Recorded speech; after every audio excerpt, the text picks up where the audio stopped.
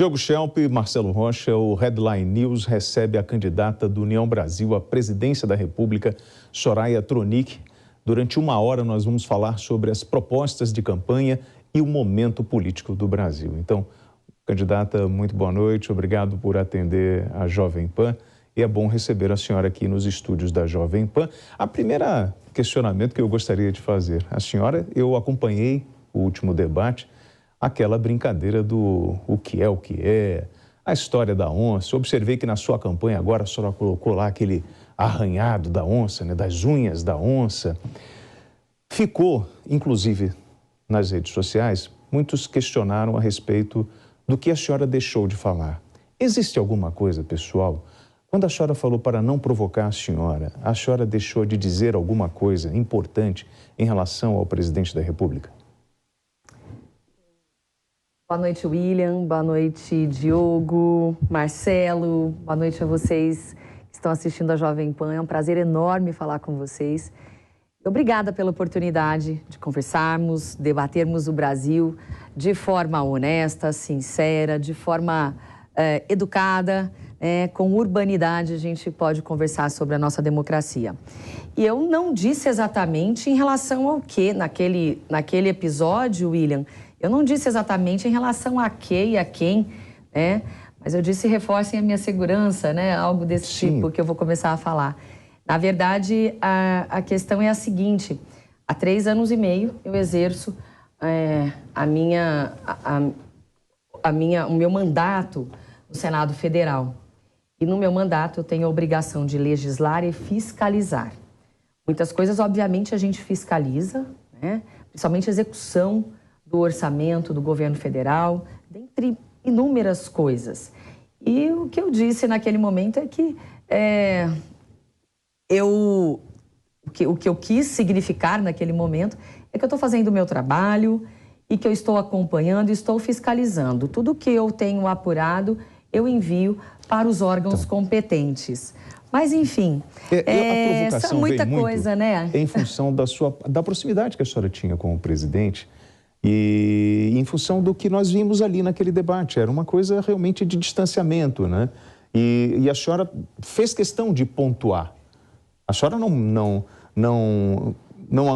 como popularmente dizem, né? A senhora não arregou.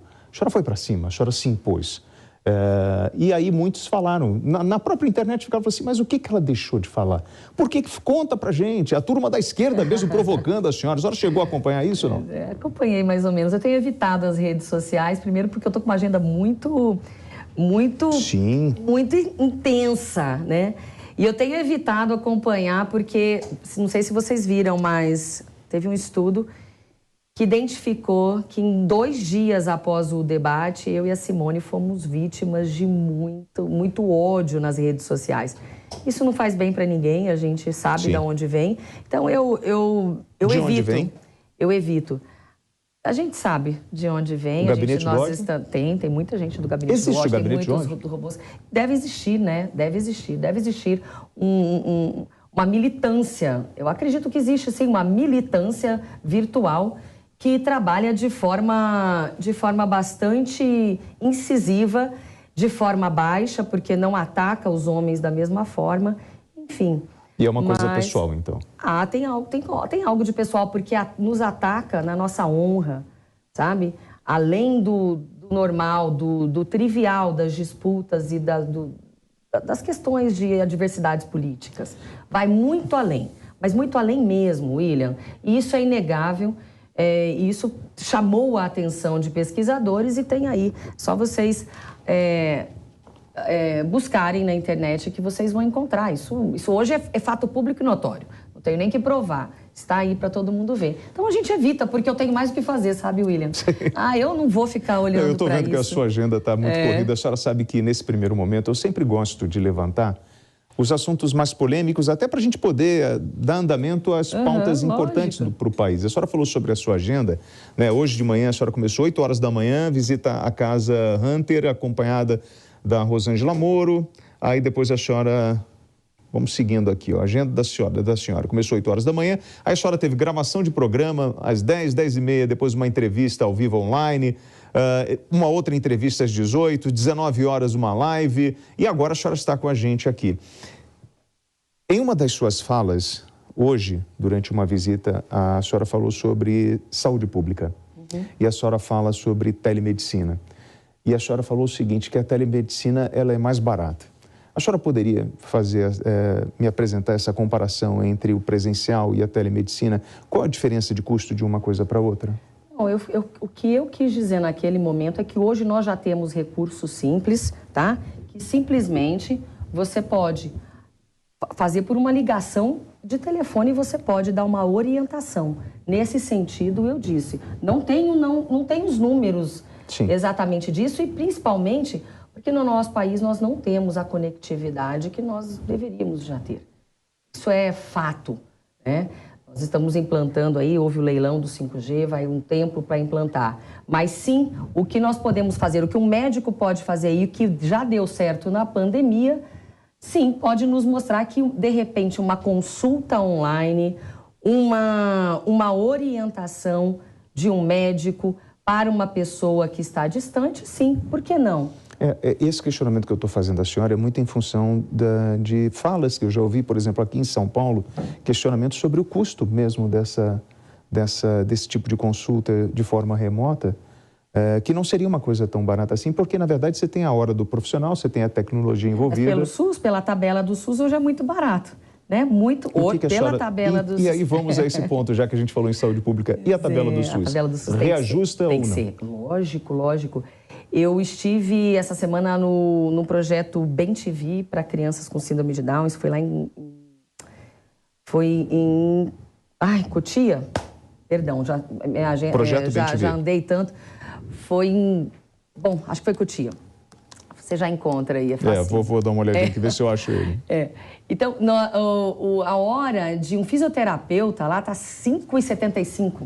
Eu fiquei impressionada com aquilo. Então, se você for falar, nós estamos falando em telemedicina, que nós aprovamos no Senado Federal, nós estamos falando na hora, hoje pela tabela do SUS, eu não estou falando do atendimento particular não, William. Estou falando em SUS, eu estou falando de saúde pública, e dessas questões que envolvem a prestação desse serviço para a população.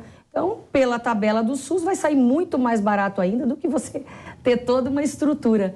Eu estive nesses dias também. São José dos Campos, que tem vários, São José dos Campos, no hospital... Não foi São José dos Campos. Não foi outro, porque existem várias associações dessa. Mas enfim, o importante é que a senhora trouxe esse valor de 5,75 para uma hora de uma fisioterapeuta, um fisioterapeuta. Perfeito. Para atender lá nesse espaço, associação. Então, realmente nós precisamos analisar isso com carinho. Essas pessoas precisam de atendimento e os profissionais não têm mais como suportar essa tabela que não está atualizada. É necessário, sim, atualizar. Vamos passar a palavra para os nossos comentaristas. Eu começo com Diogo Schelp, a palavra é sua. Boa noite, candidata Soraya. Boa noite, Diogo. Candidata, a senhora foi eleita em 2018 como uma defensora entusiasta da Operação Lava Jato. Me corrija se eu estiver errado. O Procurador-Geral da República, indicado por Jair Bolsonaro, Augusto Aras, né, fora da lista tríplice do Ministério Público, ajudou a encerrar a Lava Jato e prometeu na sabatina no Senado descriminalizar a política. No entanto, como senadora, a senhora votou pela recondução de Augusto Aras ao cargo. Por quê? Olha, eu posso dizer, ele não disse exatamente vou enterrar a Lava Jato, né? Não foi algo que ele disse e que ele fez de forma tão deliberada assim. Não foi ele que enterrou exatamente a Lava Jato. A Lava Jato e o combate à corrupção vêm sendo enterrados ao longo desses anos. Isso nos preocupa muito. Eu fui eleita levantando a bandeira do combate à corrupção e, infelizmente, nós estamos vivendo esse momento. Uma das nossas propostas é nomear o Procurador-Geral da República dentro da lista tríplice indicada pelo Ministério Público. E, em relação à Lava Jato, nós temos aí inúmeras opiniões, Marcelo, mas a verdade é que a Operação Lava Jato trouxe muitas coisas boas para a gente, trouxe muitos políticos aí foram presos, dinheiro foi devolvido, as sentenças foram confirmadas em segunda instância, em terceira instância, enfim, precisamos retomar isso e uma das nossas medidas principais em relação ao combate à corrupção é dar autonomia para a Polícia Federal e principalmente mandato para o diretor-geral da Polícia Federal para que não haja interferência política. Precisamos de uma vez por todas parar com esse tipo de interferência em inquéritos, em processos e fazer com que esse Brasil volte a caminhar, porque não dá para dizer que não há corrupção no país e não dá para botar a cara no fogo. Existe interferência na Polícia Federal hoje? Você está dizendo que sim, William? Não, eu estou perguntando à senhora, porque a senhora falou que nós não podemos... Eu entendo que existe sim, eu acredito que existe, é a minha opinião em relação a isso. Vejo que muitos inquéritos têm problemas. Há sim a mão da política dentro da Polícia Federal, que é um órgão de Estado e não de governo. Na minha opinião, há sim muita interferência. Marcelo Rocha Monteiro. Senadora, a senhora é advogada, né? Também aqui da área jurídica, então eu queria lhe perguntar o seguinte: nos últimos anos, especialmente a partir de 2019, o Supremo Tribunal Federal censurou revistas, baniu perfis de redes sociais, o que caracteriza a censura prévia, prendeu jornalistas, prendeu até um parlamentar pelas palavras que ele proferiu, apesar da imunidade penal expressamente prevista no artigo 53 da Constituição. Tudo isso aconteceu no bojo de inquéritos instaurados pelo próprio Supremo, né? Instaurar inquérito, investigar, não é função do Poder Judiciário, como a senhora sabe, né? Então, foi até parar no New York Times essa atuação do Supremo, né, essa semana. Então, não só como advogada, mas como política, né, principalmente como candidata à presidência da República, qual é a sua opinião sobre essa atuação que o Supremo Tribunal Federal vem tendo, especialmente de 3 anos para cá, um pouco mais do que isso? Marcelo, antes de eu entrar no ar, eu estava escutando o comentário de vocês sobre o que disse o candidato Luiz Inácio Lula da Silva sobre a questão da democracia, né? E eu venho dos movimentos de rua de combate à corrupção, dos movimentos democráticos. E naquele tempo, desde 2013, eu confesso, até 2019, nós tínhamos mais voz do que temos hoje, tá? Mais tranquilidade para a gente se manifestar contra políticos, enfim, contra os poderes, do que as pessoas estão se sentindo hoje. Então, você tem razão, sim. Tá? E eu, em 2019, eu fui uma das senadoras que assinou a CPI da Lava Toga e o impeachment de 2 ministros. Tá? Então, tem gente que acompanhou lá atrás, mas eu vou rememorar aqui, inclusive do Alexandre de Moraes e do ministro Gilmar Mendes. Naquele momento, eu fui até mal compreendida e eu cheguei a dizer para os governistas que aquilo, né, eu enxergava assim, algo de perigoso e algo que precisássemos investigar e fiscalizar. E fui muito clara. Eu sou advogada e já trabalhei dentro do Poder Judiciário. Eu fui assessora de juízes e de desembargadores. Entendo que aquela CPI não era uma caça às bruxas e nunca foi esse o intuito, mas transformaram essa CPI numa caça às bruxas. A nossa insurgência é em relação a alguns membros do Poder Judiciário. E realmente, quando a gente faz o curso de Direito, uma das lições mais comezinhas é essa: quem instaura o inquérito não pode ser quem julga, quem toca o processo, não pode ser quem instrui o processo. E aí nós estamos vivendo um momento bastante peculiar no nosso país e que muito nos preocupa. Você tem toda a razão, eu concordo com você, quem instaura o inquérito não pode jamais ser o julgador, ser aquela pessoa, aquele magistrado que vai conduzir o processo, instruir o processo, ouvir testemunhas e sentenciar.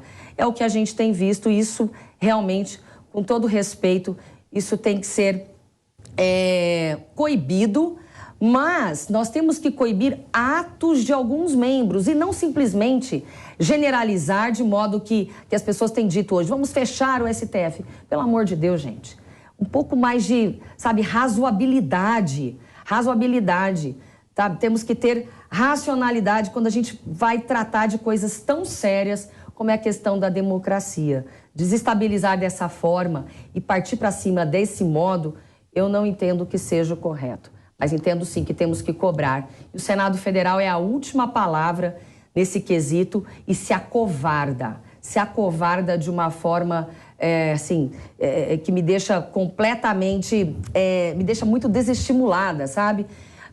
Eu fico muito chocada no que nós estamos, sobre tudo que nós estamos vivenciando, mas enfim, é um momento e precisamos analisar tudo isso com razão. Acima de tudo, razão, sem paixão e sem ideologia, porque só mesmo a razão já nos mostra que algo de muito errado está acontecendo. Mas, Soraya, o judiciário, ele não é provocado pelo legislativo, por integrantes, por exemplo, do Senado, que usam essa ferramenta, né, dos requerimentos para provocar tamanha discussão e até mesmo usar como palanque? O judiciário pode ser provocado de inúmeras maneiras, é o que eu estou dizendo. A última palavra em relação a impeachment... Isso? Hoje, a gente não tem essa, por exemplo, durante a CPI da pandemia, o que nós vimos, a enxurrada de requerimentos e provocações em cima do judiciário, isso não partiu do legislativo? Também, o judiciário ele é provocado tanto pelo jurisdicionado quanto pelo poder, ele está ali para ser provocado mesmo. E ele tem a obrigação de, quando provocado, mas isso não é um ato do legislativo provocando. Quando um parlamentar sente a necessidade de provocar, ele tem todo o direito, eu não posso fazer nada. Eu nunca provoquei durante a CPI, mas os outros provocaram. E é um direito, tá? O direito de petição é inerente. Então, assim, em relação a isso, ainda vivemos, William, numa democracia. Se alguém coibir o legislativo ou o jurisdicionado de provocar o judiciário, aí, peraí. Não, mas então, é por isso que a sua fala, grave. A senhora está falando que o judiciário está indo para além das suas funções, ou eu entendi errado? Eu não disse que então, o judiciário está indo para além das suas funções. Eu acho que tanto membros do legislativo como membros do judiciário hoje, eu estou falando de um membro, não estou falando do judiciário. Eu estava falando exatamente de Alexandre de Moraes, em relação ao inquérito, que foi que Marcelo me perguntou. Perfeito. Em relação ao inquérito, eu disse o seguinte, realmente, aquele que instaura um inquérito, o órgão que instaura não é o órgão julgador ou aquele membro exatamente, não pode ser o membro que julga. Isso aí eu acho um absurdo, um atrevimento de um membro. E não podemos jamais generalizar. Então, o que eu disse? Não pode ser uma caça às bruxas, gente. Nós temos que analisar o ato de um membro, como nós também devemos analisar o ato de um ou outro membro do Poder Legislativo, do Executivo, que usurpa das suas funções. Agora, eu não posso, por isso, macular todo o Poder Judiciário, ou todo o Poder Legislativo, ou todo o Poder Executivo.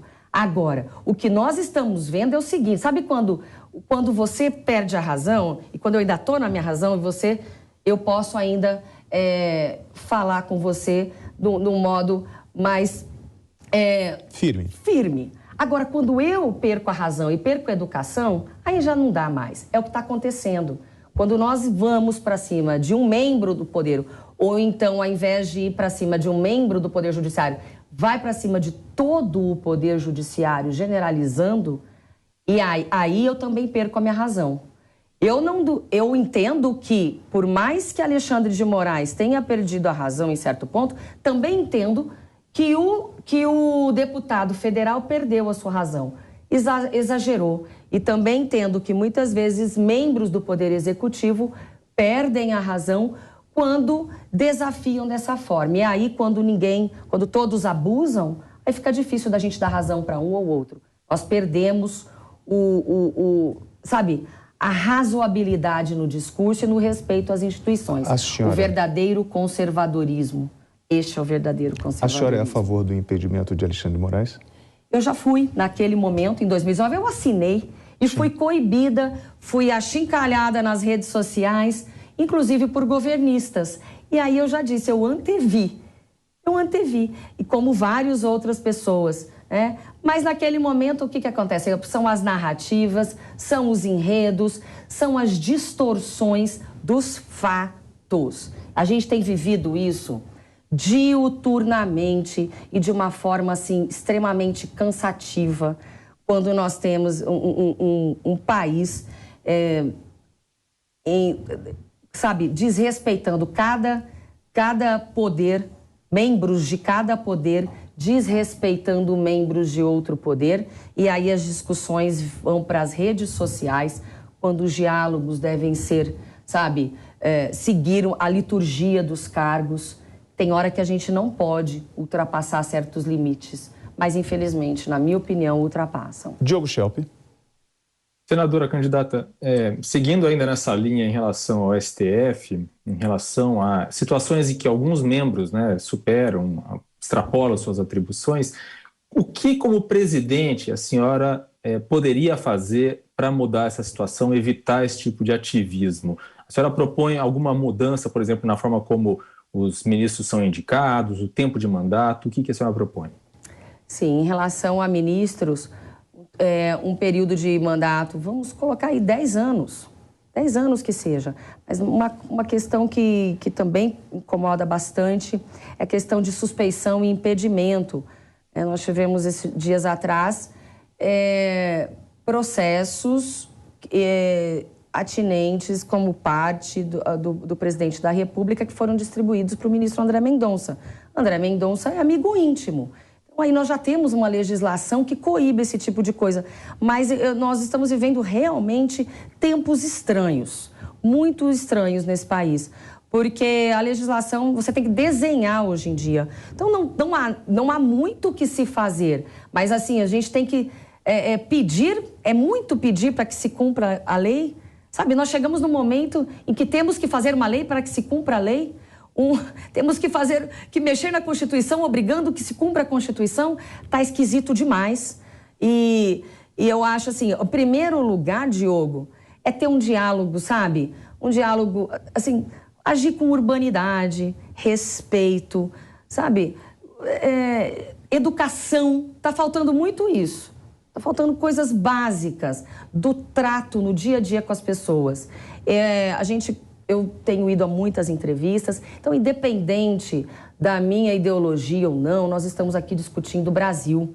E nós não discutimos, assim, muitas questões quando a questão ideológica se sobressai, ela fica maior do que as necessidades mais básicas dos brasileiros. Nesse momento que a comida, saneamento, orçamento que foi cortado, assim, de uma forma acachapante, algo que nós não estamos discutindo e às vezes a gente perde muito tempo com questões ideológicas e isso nos desune, São importantes? Sim. São mais importantes? Na minha opinião, hoje não, porque hoje eu sei, e todos os dias eu tenho colocado o meu tempo, a minha vida à disposição de ver o que o brasileiro da ponta está precisando. Nós precisamos, sim, de respeito entre os poderes, mas quando membros desses poderes também não respeitam, fica difícil. E quando todos nós nos distraímos conversando demasiadamente sobre uma questão que a gente já sabe o que fazer, nós temos agora que trocar parlamentares para que eles tomem suas decisões. E agora é a hora, dia 2 está aí. Eleger senadores que vão ter pulso, literalmente pulso e a coragem de fazer o que tem que ser feito. Eu estou no meio do meu mandato, sou candidata a presidente da República, todo mundo, não preciso mais mostrar para o Brasil a coragem que eu tenho de enfrentar, e de defender as bandeiras que me elegeram. Sou a pessoa, acho que de muitos candidatos por aí, é que mais tem coragem de encarar e de enfrentar e de colocar o dedo, ali na cara de quem merece e mostrar que não é assim. Independente de like na internet, independente do que vão dizer ou não, independente de milícias digitais, eu estou aqui para falar a verdade. João 8,32 de verdade, Diogo. Marcelo Rocha Monteiro. Senadora, a senhora acabou de mencionar aí a necessidade do brasileiro na ponta, e aí me veio à mente a questão da segurança pública, Eu queria ouvir um pouco a senhora sobre isso e, inclusive, sobre a sua posição a favor ou contra a possibilidade de prisão, de cumprimento da pena de prisão a partir da condenação em segunda instância. Sou absolutamente a favor da prisão após a condenação em segunda instância.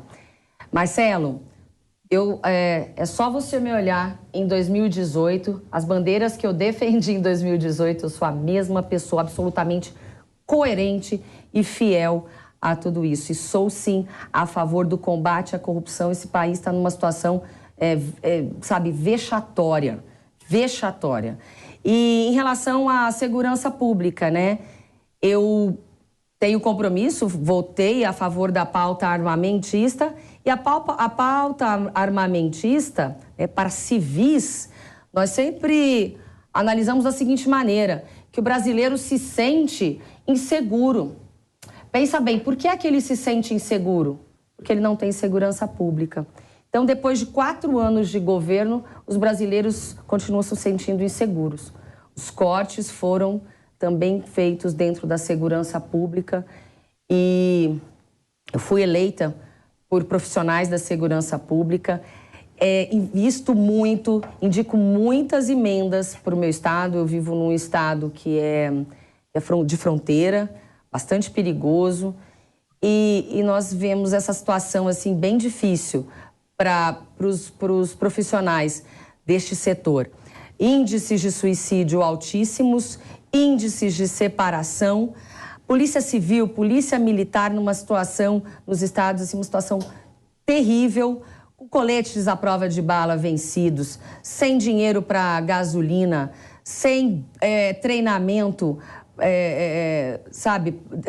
as mulheres, as delegadas, as agentes com armas, obsoletas, antigas.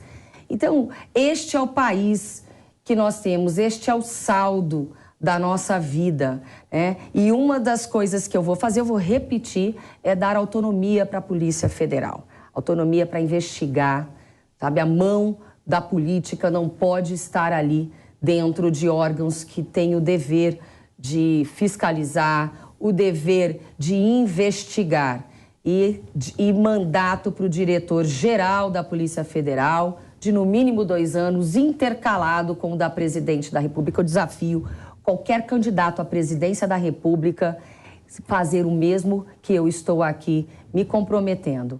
Então, pode ter certeza, eles querem pôr a mão lá dentro. Infelizmente, é isso. Fato, tá? Fato. É um fato que eu estou colocando aqui. Infelizmente, é o que nós temos. E isso traz, William, tá? A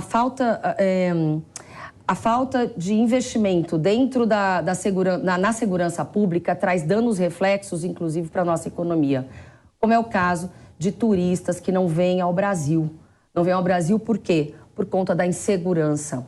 Se você for analisar, é que o nosso tempo aqui é curto, mas tem muitos lugares que eu estou falando de análises de quantos turistas nós recebemos no Brasil, quanto que andam, quanto que cada país, né, coloca de turistas viajando no mundo.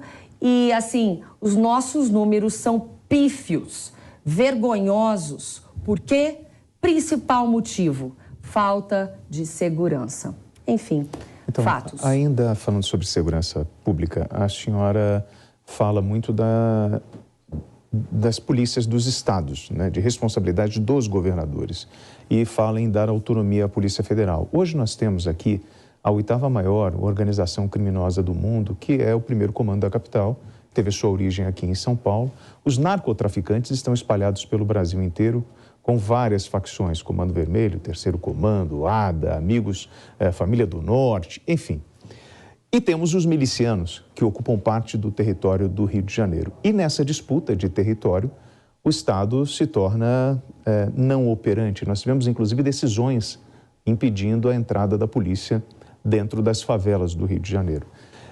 Qual é o seu plano, no seu plano de governo, em relação ao enfrentamento das organizações criminosas que ocupam hoje o território brasileiro, os narcotraficantes e os milicianos?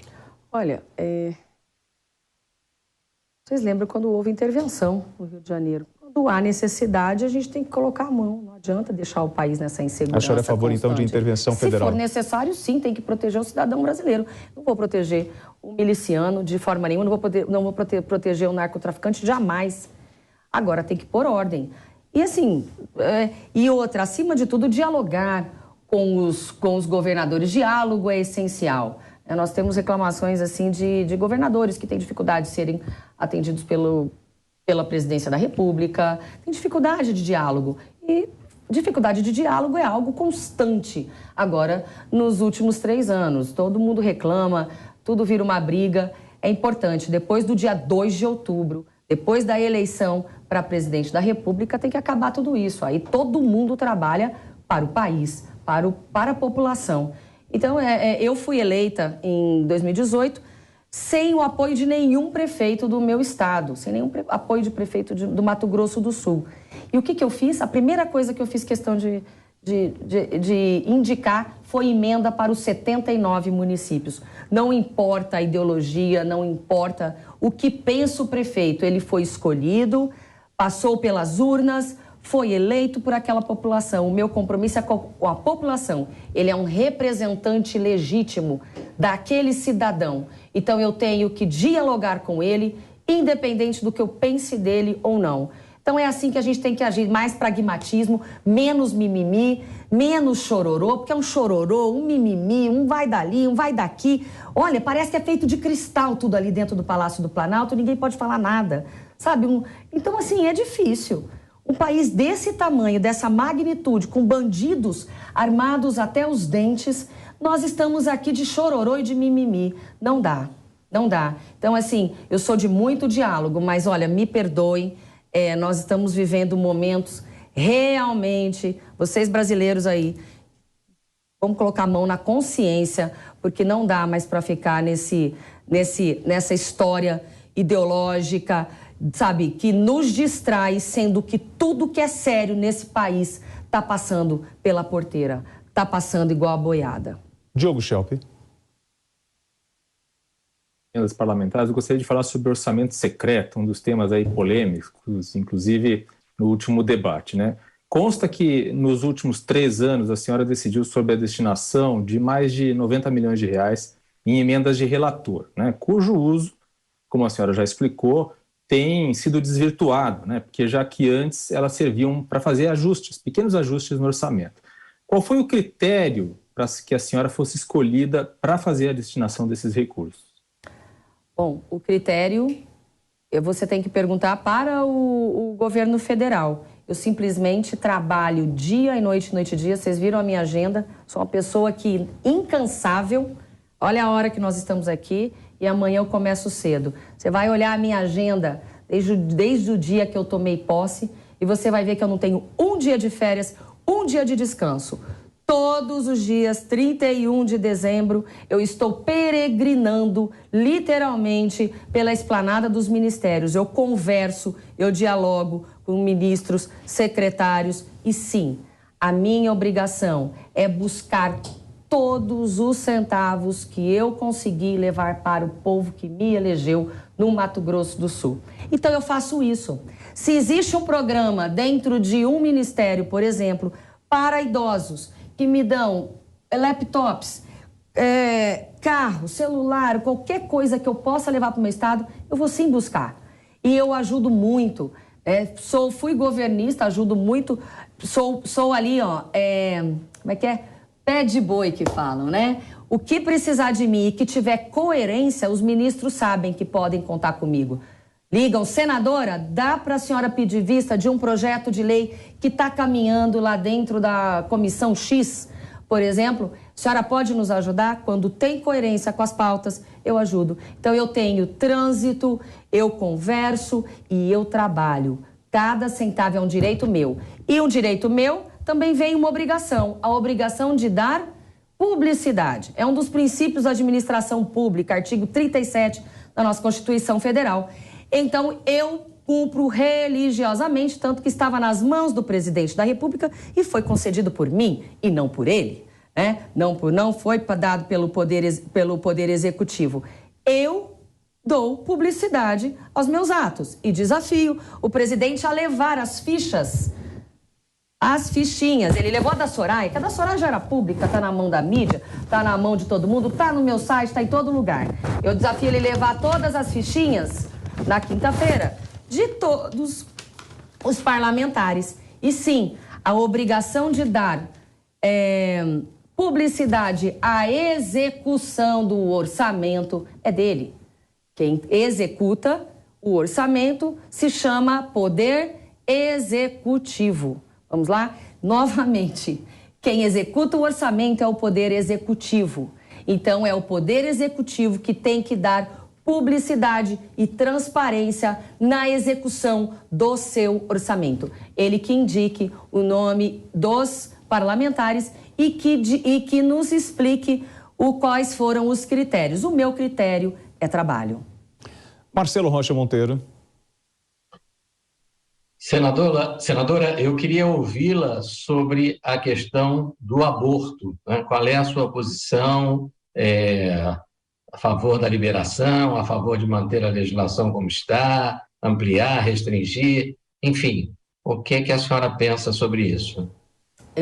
Eu sou favorável à manutenção, o Código Penal já prevê, e nós temos 3 exceções: feto anencéfalo, risco de morte da mãe e estupro.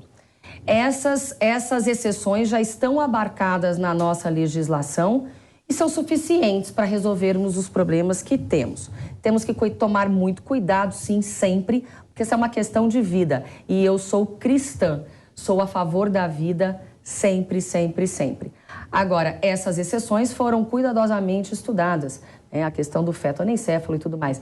Agora, o que nós precisamos dentro de um programa de saúde é trabalhar na prevenção. E o SUS fornece DIU, fornece, né, os procedimentos, inclusive laqueadura e a vasectomia. Agora no Senado nós aprovamos sem a necessidade de anuência do cônjuge. Gente, isso era um absurdo, sabe? Um absurdo a obrigatoriedade de anuência do cônjuge quando você precisa fazer uma laqueadura ou uma vasectomia. Isso nós derrubamos, estamos aguardando, não sei se já foi sancionado ou não, espero que sim. E, além disso, a idade mínima para fazer nós baixamos de 25 anos para 21 anos.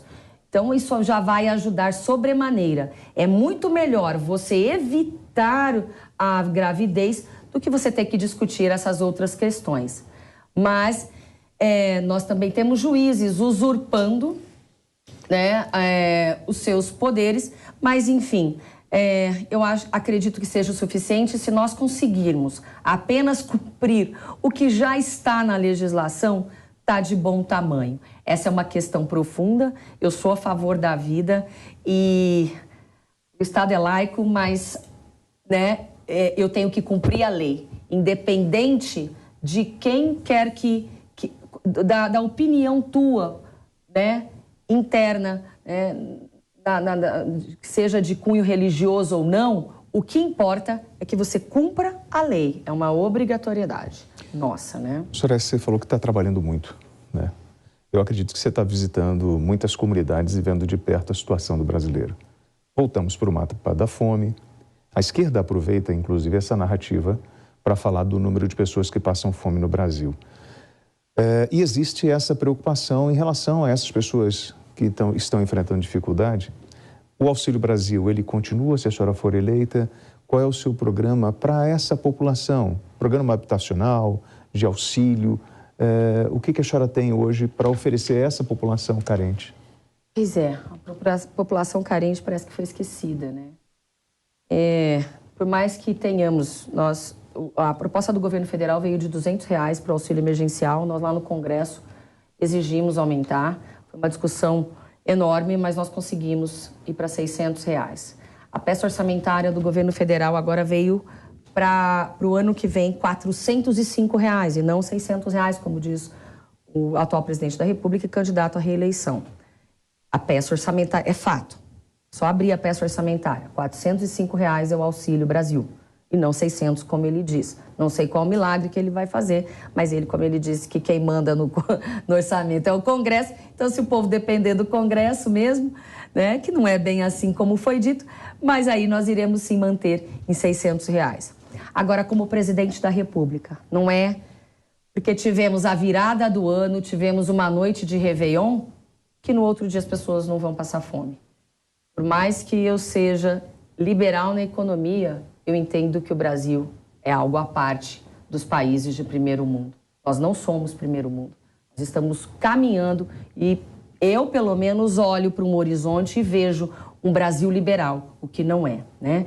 Mas, sim, primeiro lugar, a população. Por isso, a manutenção.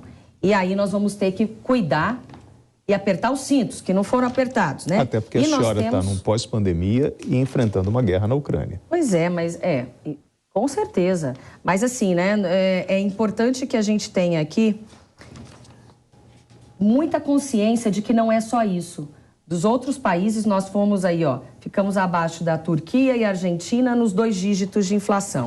Então, não é só isso. Alguns países estão melhores do que nós, né, neste quesito, mas nós poderíamos estar melhores, de acordo com a propaganda que nós temos acompanhado. E eu quero colocar aqui para você, investimento em habitação, tá? Eu trouxe esse documento que foi entregue para mim há pouco sobre o orçamento do nosso país. E você falou em habitação. Sim. O menor investimento dos últimos anos em habitação é o que nós temos agora. É triste. Saneamento, dá uma olhada aqui. Então, quando a gente fala em pessoas, em seres humanos, atualmente o setor conta com pouco mais de 1,6% dos recursos que eram investidos em 2018, uma queda vertiginosa para ações ainda tão precárias para a população do país. Olha aqui, ó. Aqui é o índice. Eu acabei de receber esse documento, gente. E isso aqui é o orçamento deste ano, a peça orçamentária. E aí você me falou em habitação. Então, eu quero, William, que você mostre para os teus amigos lá. Eu vou deixar essa documentação contigo. Tá bom. Mas, enfim, é grave, tá? Ó, com cerca de 1,8% dos recursos que foram alocados em 2018, o Programa Habitacional Brasileiro, com base no custo de atendimento por família, poderá atender em 2023 apenas 4 famílias. Tá aqui, ó.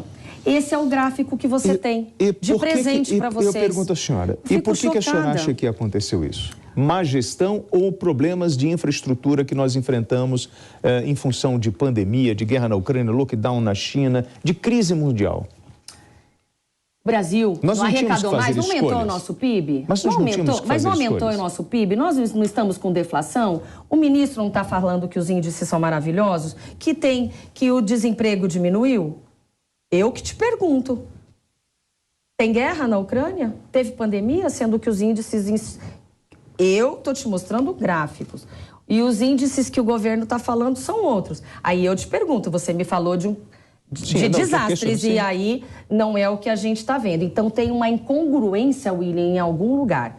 E eu pergunto para você, eu estou estudando diuturnamente para encontrar algo ou alguém que me explique essa incongruência, porque por vezes, fala-se em guerra na Ucrânia e pandemia e depois fala-se, está tendo deflação, nunca os índices estiveram tão bons, o PIB aumentou e o povo brasileiro não passa fome, ponto. Aí nós temos isso aqui. O povo brasileiro passa ou não passa fome? Passa fome. Okay. Passa fome, sim. Está passando fome. Agora tem gente revirando lixo. E é por isso a minha indignação. Eu estou aqui baseada em fatos falando com vocês. Estou aqui, ó, rouca, cansada, mas cansada fisicamente, mas incansável na minha vontade de fazer alguma coisa e de acordar o povo brasileiro, porque não dá mais. A hora certa na PAN são 11h26. Marcelo Rocha Monteiro. Senadora, a senhora é de um estado conhecido aí pela atividade agrícola, né? E eu queria saber o que a senhora acha de setores da política que demonizam o agronegócio, né? Isso é um exagero? Isso é algo que deve ser criticado? Será que eles têm razão em alguma coisa? Por que essa animosidade toda contra esse setor tão importante? Bom, eu sou suspeita para falar porque eu valorizo, tenho o maior orgulho do agronegócio do nosso país e os nossos produtores rurais são verdadeiros heróis, tá? Os produtores rurais de verdade, aqueles que produzem, aqueles que têm na terra e tiram da terra o seu sustento, aqueles que tocam a nossa economia e que tem sido a salvação da nossa economia, mantida a nossa balança comercial superavitária só no agro. E assim, eles têm que ser super valorizados, protegidos dentro dos ditames legais, dentro de uma economia de mercado liberal, mas eu estou falando pelo lado carinhoso e de respeito que eu tenho pelo agronegócio. Acho um absurdo realmente e entendo que é do interesse do produtor rural a manutenção, do produtor rural de verdade, que é a maioria dos brasileiros, dos produtores, né? É interesse deles a preservação do meio ambiente. Por isso, eu não consigo dissociar uma pasta da outra. Meio ambiente e agronegócio devem caminhar juntos e sempre. Nós temos aumentado a nossa produção sem aumentar a extensão de terra produzida, e a isso a gente deve a estudo, pesquisa, tecnologia. E isso, olha, que os investimentos são parcos nessas áreas, tá? Então, por isso, o produtor rural brasileiro é um verdadeiro herói. Agora, é muito importante que tenhamos algo muito firme na nossa consciência. Nós temos outros setores da economia, outros setores que precisam ser valorizados tanto quanto o agronegócio. Principalmente, eu tenho dito para os produtores rurais, olha só, quando só um setor da economia vai bem e os outros reclamam, porque eu estou andando, William, Marcelo, Diogo e todos vocês, eu converso com todos os setores, setor da indústria, comércio, serviços, enfim, e os outros não estão tão contentes quanto o setor do agronegócio. E aí é algo que a gente tem que prestar atenção de uma forma holística, tá? Porque se só um setor da economia está indo bem, uma hora a conta vai chegar. E por isso a necessidade de um alerta. Prestar atenção no que está acontecendo no nosso país. É igual o corpo humano, gente. Se eu tenho só um órgão funcionando, a conta vai chegar para os demais órgãos. Não é possível funcionar só um setor, sempre indo bem, os outros sempre sofrendo. Então, investimento nos outros setores, facilidade de obtenção de crédito, sabe? O setor de serviços foi deixado à míngua, tá? Sabe? Então, são questões que nós precisamos, não tem como crescermos se não crescermos todos juntos. E eu, dentro do agronegócio, sim, sempre irei proteger, mas algo precisa ser também lembrado aqui. Regularização fundiária vai permitir que possamos responsabilizar os verdadeiros predadores do meio ambiente. Muita atenção para isso, regularização fundiária e severa aplicação da lei para aqueles que fazem com que tudo isso aconteça. Então, estão mais uma vez generalizando, não separam o joio do trigo, como acontece no judiciário, legislativo, no executivo. Então, como está acontecendo em tudo nesse país. Enquanto a gente não aprender a ter razoabilidade nos nossos comentários e separar os bons dos maus, aí vai ficar difícil da gente chegar num acordo, ou chegar num consenso, ou chegar até mesmo a proteger o nosso país, porque a gente não responsabiliza os criminosos. Atenção, Rede Jovem Pan, são 11 horas e 31 minutos. Nós estamos recebendo aqui a candidata do União Brasil, Soraya Tronic. Estamos com os comentaristas Marcelo Rocha Monteiro e Diogo Schelp. A palavra está com você, Diogo. Candidata, a senhora tem como marca nessa campanha, uma das marcas pelo menos, né, além dos memes que se tornaram famosos, mas a marca da defesa do imposto único, né? No entanto, a gente vive hoje, por exemplo, atualmente, nesse ano, o Brasil vai fechar o ano com um nível de endividamento que é o maior em 4 anos. Então, o imposto único pode ser uma opção para reduzir impostos da população, de empresas, ainda mantendo a arrecadação, mas isso pode não ser o suficiente. Então, a minha pergunta é como controlar os gastos públicos, fazer aquele ajuste fiscal necessário a partir do ano que vem, mas garantindo o pagamento desses benefícios sociais? Diogo, a proposta do Imposto Único Federal vem como uma proposta, como você bem disse, parabéns por você ter estudado. Justamente nós não vamos aumentar a arrecadação, nós vamos manter a arrecadação, nós só vamos mudar a forma de arrecadar. E vamos mudar também, tirar o sobrepeso da carga tributária, que é sobre o consumo, e passar para a movimentação financeira. É muito injusto, cerca de 25% a 30% da carga tributária dos impostos, dos tributos federais, ela está em cima do consumo, e aí ricos e pobres arcam com a mesma carga tributária. Quando a gente desloca isso para a movimentação financeira, além de trazermos justiça para a arrecadação, porque quem movimenta mais dinheiro vai pagar mais e quem movimenta menos vai pagar menos, e aí nós desoneramos do consumo, temos um outro dado importante aí. Hoje, esta carga tributária é suportada por cerca de 70% da população apenas. Os demais, 30%, que é uma fatia muito grande, estão aí os sonegadores, estão aí a ilegalidade, está aí também a informalidade, está aí quem movimenta só dinheiro, tá? Quem se sente estimulado a sonegar e fica movimentando, comprando coisas só com dinheiro vivo, essas pessoas estão todas aí. Quando a gente passa a cobrar dentro da movimentação financeira e com uma alíquota que desestimula a sonegação, que é a alíquota de 1,26%, a gente coloca quase 100% da população arcando com esta mesma arrecadação. Então, aí a gente traz um novo cenário tributário, uma reforma revolucionária, porém simples. E hoje, a coisa mais difícil, gente, de explicar é o simples, sabe? É tão simples de se fazer, principalmente porque nós não invadiremos o pacto federativo.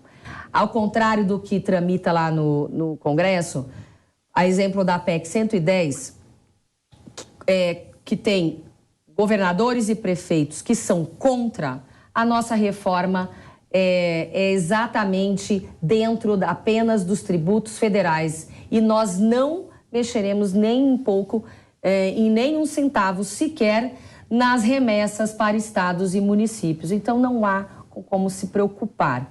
É um imposto digital, moderno, tá? Nada tem a ver com a antiga CPMF, a não ser a forma de arrecadar, que lá atrás já se mostrou como um belo case de sucesso, porque arrecada de forma simples e rápida. E, além disso, os repasses para estados e municípios serão muito mais rápidos também. Não vão precisando ficar com pires, sabe?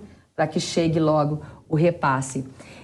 Então, é possível sim. Agora, você tocou num ponto assim, muito importante. Apertar os cintos. E aí nós vamos precisar sim.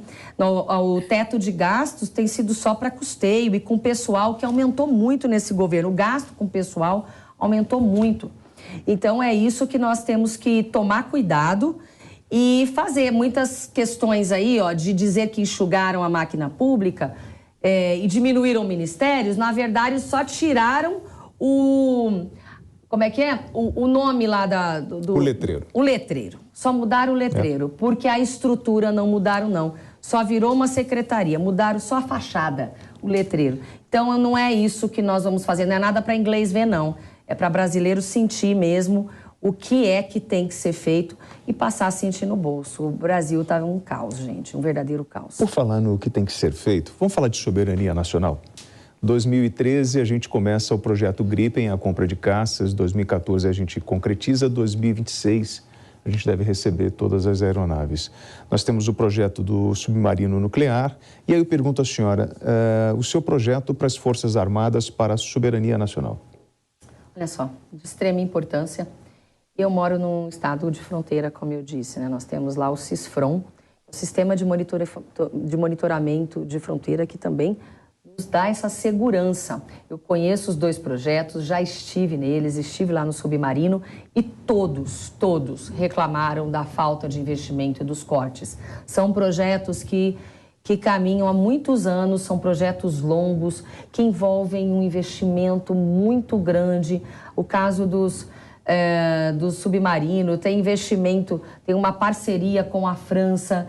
Então é importante a nossa soberania, é importante que possamos proteger o nosso país. Isso é inquestionável, né? Nós temos que manter esses investimentos. O Brasil arrecada muito, mas o problema tem sido gestão.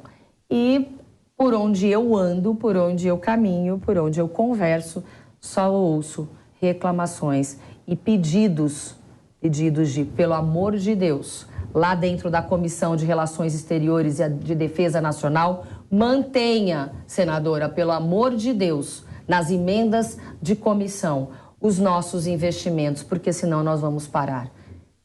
São 3 anos e meio aqui de mandato, são 3 anos e meio, escutando as mesmas reclamações. Sim, mas qual é o seu plano para as Forças Armadas? O meu plano é manter, no mínimo, todos os projetos. Manter e melhorar, com certeza. Agora, mas com a falta de... A senhora acabou de falar que eles têm problemas de verbas, né? Tem problema de verbas. Não, manter e melhorar. No mínimo manter, mas eu entendo que tem que melhorar. E eu tenho feito, eu já fui relatora, inclusive foi esse ano ou no ano passado. E eu, sim, coloquei recurso para a Marinha, Aeronáutica, para toda a Defesa Nacional. Entendeu? Então, a questão é, principalmente, entender, dentro de um raio-x desse país, por que é que foram feitos esses cortes. Agora, não cortaram, né? Leite condensado, não cortaram dentro do Exército prótese peniana, não cortaram também Viagra, né? Mas cortaram esses investimentos que são de extrema importância para o nosso país. Eu não faria isso. Eu aumentaria, sim. E, acima de tudo, tem paixão, porque ali eu tenho convívio no CISFRON e tenho certeza que eles precisam, sim, de maiores investimentos. E a nossa preocupação é essa. Como senadora, já que a senhora tocou nessa história do leite condensado, dos remédios, das próteses, a senhora pode explicar para a gente o que é isso? Pois é, eu gostaria também de explicar essa explicação. A senhora, como senadora, não consegue dizer por que fizeram a compra, por exemplo, do leite condensado? Quem tem que explicar é o governo federal, foi ele que fez a compra. Ele é o ordenador de despesa, eu não sou. Mas a senhora não fiscaliza? Fiscalizamos, eu já mandei todos para os órgãos competentes. Estou aguardando, com bastante autonomia, que o Ministério Público Federal tome conta disso, explique por que foi utilizado ou não. Dentre essas coisas, como eu disse aquele dia, reforce minha segurança que eu vou falar, uma delas é essa, que eu estou aguardando, inclusive, resposta do Poder Executivo, e até agora não consegui uma resposta satisfatória. O dia que eu conseguir, o dia que chegar a resposta, que demora muito, muito mesmo, muito mesmo. Então, até aquilo foi um cutucão que eu dei, porque eu ainda estou aguardando a minha resposta para entender melhor quais as necessidades de tais aquisições. Não sou eu ordenadora de despesa. Então, aí vai uma das coisas que você me perguntou. Sim, é uma das coisas que eu estou investigando e fiscalizando. Na verdade, o meu dever é de fiscalizar. E são as perguntas que eu tenho para o Poder Executivo. Marcelo Rocha Monteiro. Senadora, a senhora se elegeu apoiando, né, o então candidato Jair Bolsonaro. Há pouco a senhora disse que foi governista até um determinado momento. Quais teriam sido as razões que a senhora apontaria, né, que lhe levaram a sair aí desse caminho, a trilhar um caminho de oposição, enfim? Haveria algum fato específico, um conjunto de fatos? O que a senhora diria? Marcelo, muito boa oportunidade, muito obrigada. Eu afirmo mais uma vez aqui, tá? Sim, fui eleita junto com o Bolsonaro na onda anti-PT, aquela onda que a gente passou a vivenciar em 2013, quando eu não conhecia Bolsonaro, tá? Fui conhecer Bolsonaro em 2016, quando eu tirei a primeira foto com ele, né? Quando nós começamos a nos juntar, brasileiros insatisfeitos e ansiosos, né, pelo combate à corrupção. Fui eleita, pedi voto para ele pediu voto para mim, apesar dele ter negado, eu tenho já provado, né? Como que é uma mentira, a gente não prova, uma verdade a gente prova, e eu provei. Ele pediu voto para mim. Eu fui uma das pessoas eleitas naquela esteira anti-PT. E eu, junto com ele, com muitas pessoas nesse país, muitas pessoas que se empenharam pelo país, né? Nós nos empenhamos pelo Brasil. Não foi? Ninguém se empenhou pela Soraya ou por Jair Bolsonaro, nós não fulanizamos as coisas, principalmente porque um dos princípios da administração pública é a impessoalidade, né? Os brasileiros devem estar conscientes de que nós estamos fazendo algo pelo país, e não pela Soraya, pelo William, pelo fulano, pelo Beltrano. Não é isso. A questão é o país, né? São todos os brasileiros. Então, eu levantei com ele as bandeiras do combate à corrupção, da implantação de uma economia de mercado liberal, e essas, né, dentre essas principais bandeiras, o conservadorismo, principalmente o institucional. E aí, o partido, o PSL, meu partido, hoje União Brasil, mas eu sou egressa do PSL, o PSL abriu as portas para mim, para muitos e para Jair Bolsonaro. Foi o último partido, né? O Luciano Bivar abriu as portas e disse, entregou para Bolsonaro tocar a campanha. Eu continuo no mesmo lugar, no mesmo partido, com as mesmas pessoas, levantando as mesmas bandeiras do combate à corrupção, isso que vocês estão vendo, né? Da economia de mercado liberal, defendendo tudo isso. Então, essa pergunta, Marcelo, você tem que fazer para o presidente. Acho que ele vem aí amanhã. Você pergunta por que é que ele abandonou as bandeiras, né? Soraya, o nosso tempo está chegando ao final. Porém, eu gostaria de passar um minuto para você, Diogo Schelp, para que você possa fazer a sua análise da participação da candidata Soraya Tronic aqui no Headline News. Olha, na verdade, eu gostaria de fazer uma última pergunta muito rápida, se possível, que eu queria saber, dada essa resposta dela, já que o candidato a vice da Soraya, o Marcos Cintra, diz que votaria em Bolsonaro no segundo turno contra Lula, em quem a senhora votaria também? Faria também a escolha pelo Bolsonaro, apesar do rompimento no segundo turno? 30 segundos. 30 segundos para responder? Sim ou não? Olha, dia 2, o que eu vou falar para vocês é que dia 2 o Brasil ainda tem esperança. Vote 44, Soraya presidente, Marcos Cintra vice. Um minuto para as suas conclusões. Pessoal, muito obrigada pela oportunidade de colocar aqui, ó, de uma forma desapaixonada, tá? E livre de qualquer questão ideológica, aqui, fatos sobre o nosso país e que nós precisamos enfrentar. Essas questões, essas brigas ideológicas, elas só nos distraem e nos separam. Porque, na verdade, o que nos une como brasileiros é muito maior do que qualquer coisa que possa nos desunir. Primeiro, a questão institucional, salvar a nossa democracia e não permitir que ela seja abalada. Segundo, a questão econômica, que diz respeito a todos os brasileiros, sejam eles de direita, de esquerda, de centro, né? Sejam eles, independente de quem quer que seja, todos nós temos motivos para ter uma pauta só, a pauta da economia, e nós temos a resposta para isso. Então, no dia 2 de outubro, vote Soraya e Cintra 44. Eu queria agradecer o Diogo Schelp, o nosso comentarista, o Marcelo Rocha Monteiro também. Muito obrigado pela participação dos senhores. Obrigada. Soraya Tronic, do União Brasil, obrigado pela gentileza. Obrigada. Você ter atendido o convite da Jovem Pan, veio até aqui os nossos estúdios. Muito obrigado. Um bom finalzinho aí de campanha política, tá? Muito obrigada. Enfim, agradecemos a sua presença. Obrigada a vocês da imprensa, que são tão importantes para nós e principalmente foram muito importantes na época do Covid, porque de vocês, sim, nós tínhamos números fidedignos que a gente podia confiar, que pudessem balizar as nossas decisões dentro do Congresso Nacional. Quero aqui, em seu nome, agradecer todo o consórcio de imprensa, todas as pessoas comprometidas com a verdade nesse país, William. Obrigada. Muito obrigado, um bom trabalho para a senhora. Uma boa noite. Muito obrigada.